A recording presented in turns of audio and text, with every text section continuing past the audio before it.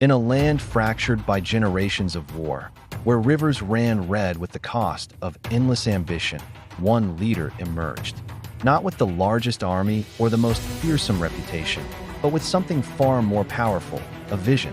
He saw not a collection of rival kingdoms, but a single, unified future. This is the story of the ruler who changed history by turning sworn enemies into allies. For centuries, the region was a chaotic chessboard of shifting borders and constant conflict. Every king believed in his own destiny to rule, yet none could hold power for long. The common people paid the price, suffering through famine, war, and perpetual uncertainty. Into this turmoil stepped a ruler who understood that true strength wasn't just about winning battles, but about preventing them. He possessed a rare blend of sharp intelligence, undeniable charisma, and an unwavering belief in unity. Instead of launching massive invasions, he began with diplomacy.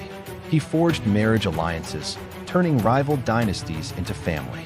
He crafted treaties that were so well-balanced, they built trust where there had been none. He even offered powerful positions in his own government to former adversaries, showing them that their future was brighter with him than against him. Where others saw enemies to be crushed, he saw partners in building a stronger, more resilient empire. Of course, when diplomacy wasn't enough, his military strikes were swift, precise, and designed to show strength without causing needless destruction. The true test of his genius came when two of the most powerful kingdoms stood on the brink of a devastating war over a stretch of disputed land. Instead of choosing a side or waiting for them to weaken each other, he stepped between them as a mediator. He proposed a compromise so brilliant and unexpected that neither side had considered it. His sheer force of personality brought leaders who had sworn to destroy each other to the negotiating table.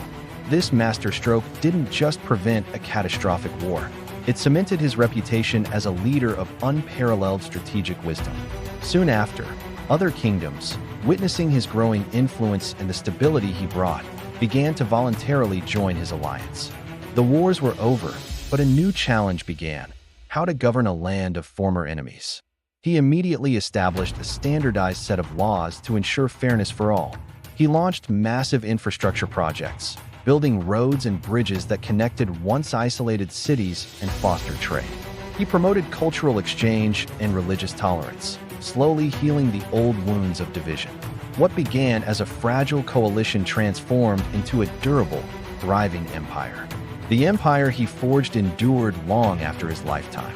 Under his unified rule, borders stabilized, economies flourished, and culture and knowledge spread like wildfire. Historians today still marvel at his foresight. He proved that a single visionary leader could not only end decades of conflict, but also lay the groundwork for a society far stronger and more prosperous than any of its individual parts had ever been. His story is more than just ancient history.